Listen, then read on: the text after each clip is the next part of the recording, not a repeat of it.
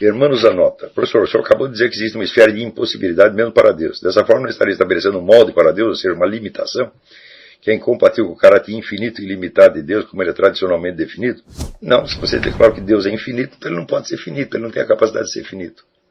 Quer dizer, a impossibilidade intrínseca, tá certo? Não desmente a infinitude e a onipotência de Deus. Por quê? Porque ela é a própria ordem da verdade. Ela é o próprio Deus, na verdade. Né? Olha, Schelling dizia uma coisa maravilhosa. Dizia, se vocês compreendessem o princípio de identidade, vocês o respeitariam, porque o princípio de identidade é Deus.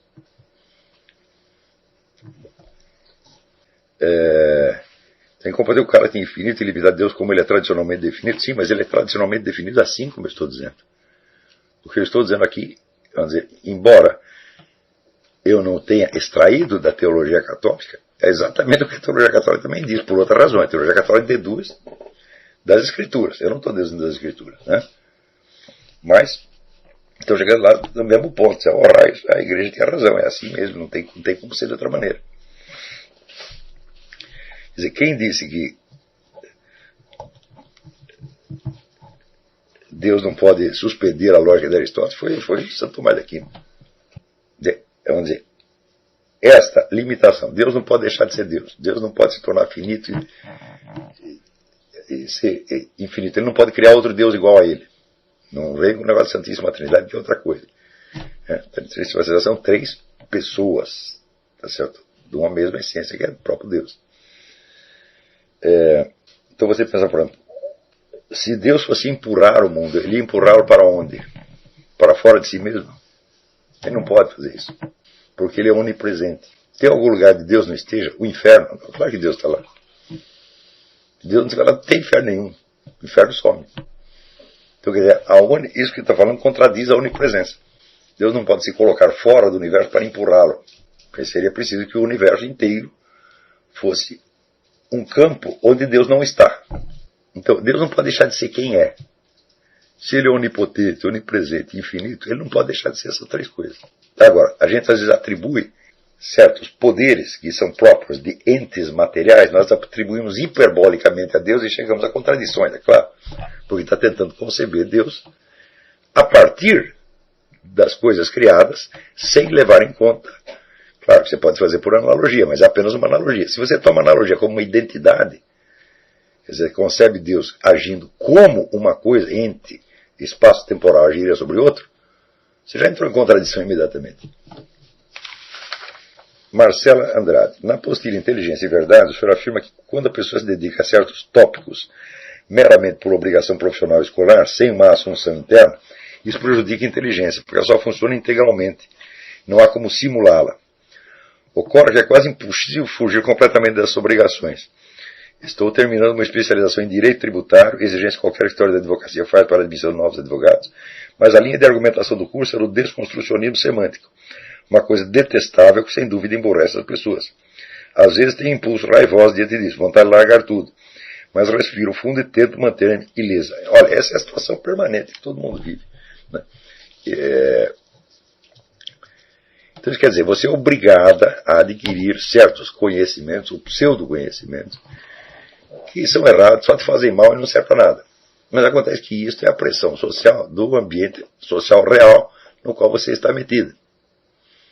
Tá certo? Então, só há uma solução para isso. Ou seja, você vai ter que absorver essa pressão da circunstância, né? Absorver, transcender e fazer disso um aspecto da sua personalidade. Ou seja, você vai ter 10 vezes mais trabalho do que os outros alunos, porque eles podem simplesmente aprender a repetir aquela porcaria. Vamos dizer, a pessoa está totalmente alienada de si mesmo, né? Trata o seu cérebro como se fosse um pinico, pode botar qualquer coisa, lata de lixo.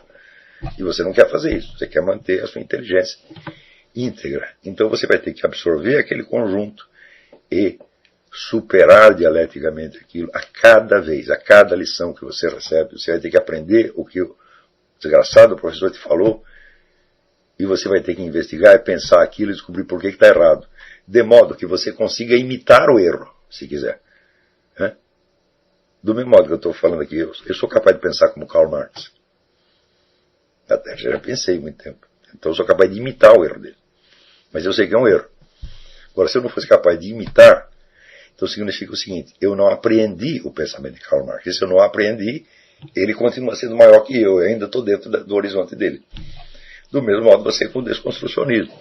Se você não é capaz de fazer um raciocínio jurídico desconstrucionista exatamente como eles fazem, você não dominou o assunto. Agora, o truque dessas escolas é que ninguém consegue imitá-las no todo. Não é possível isso. Então, sempre que você imitou e dominou uma parcela daquilo, e você automaticamente vê o erro que tem naquilo, e você sabe como consertar esse erro, eles mudam de conversa, inventam outra. Quer dizer, o desconstrucionismo é charlatanismo mesmo, é uma coisa maligna. Todo ele. Qualquer escola que não permita que você aplique a ela os preceitos dela mesma, é evidentemente charlatanismo. Então, agora, se ao contrário você está realmente buscando a verdade, então o seu método deve ser aplicado prioritariamente àquilo que você mesmo está ensinando. Senão, não. Então, eu não estou dizendo para você, olha, você leia tudo dessa maneira, se deixa impregnar imaginativamente, etc. Faça isso com tudo, exceto com o curso que eu estou te dando. E aí seria sacanagem. Pois o desconstrucionismo faz exatamente isso. É proibido fazer uma análise desconstrucionista de um raciocínio desconstrucionista. Quer dizer, só pode ter a negação, não pode ter a negação da negação. Então, eu sugiro que você dê uma especial atenção a isto, a esta matéria. Quer dizer, não porque ela seja boa, mas porque é assim como nós damos atenção a uma doença. Você tem uma doença que te obriga a tantas horas de repouso, a tomar tal remédio, fazer tal qual restrição alimentar, etc, etc, etc. Você vai ter que prestar atenção nessa porcaria, não é? Porque você está gostando? Não, mas justamente para você vencer aqui. Então, o desconstrucionismo é como uma doença. Está te incomodando, você vai ter que prestar atenção. Se você não prestar atenção, ele vai te fazer mais mal ainda. Então, estas situações, vamos dizer, onde a manifesta inferioridade intelectual de professores, de formadores de opinião, impõe a sua ignorância a pessoas mais inteligentes, olha, é a situação geral hoje em dia. Mas, isso é para nós aprendermos que o nosso conhecimento e a nossa inteligência não se convertem em autoridade socialmente válida por mágica. A história de que conhecimento é poder, não, isso é uma elipse. O conhecimento pode se transformar num instrumento de poder, mas ele por si mesmo não dá poder algum. Ao contrário, às vezes até atrapalha. Então,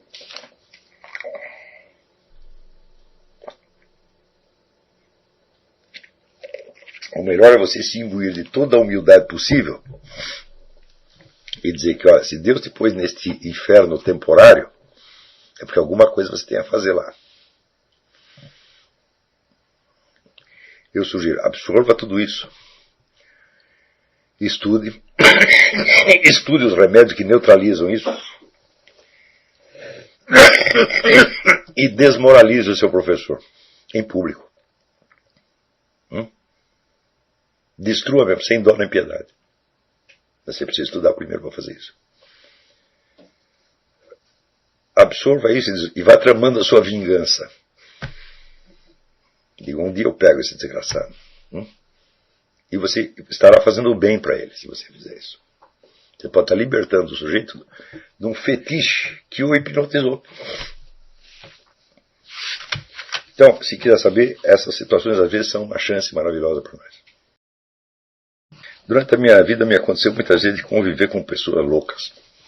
Não só loucas, mas até psicopatas, gente perigosa. aquilo é evidentemente a coisa mais chata, não tem coisa mais chata no mundo do que um psicopata. É isso.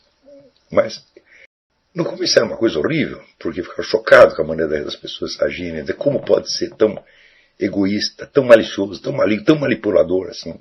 Né? E é uma coisa imensamente chata, porque o sujeito só faz coisas que interessam a ele. Não liga para o sentimento dos outros, não quer saber, usa a pessoa como se fosse pecinha de um jogo. Em geral, para objetivos pequenos, né, banais. No entanto, isso aí me pôs no caminho do estudo de psicologia. E hoje, de certo modo, eu sou grato a essas pessoas. Então, hoje, eu tenho uma noção muito mais clara do que é a sanidade humana do que tinha naquela época. Uma coisa é você apenas estar são e conviver com uma pessoa doente, que pode te deixar doente também. Né? Outra coisa é você saber exatamente qual é o limite entre as duas coisas. Não é isso? Você está na mesma situação, você está obrigado a conviver com um louco, então é melhor você estudar psicopatologia. Né?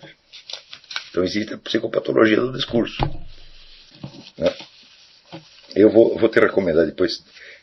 Tem um autor chamado John Ellis, escreveu um livro muito bom sobre o negócio de desconstrucionismo. John Ellis, E-L-L-I-S.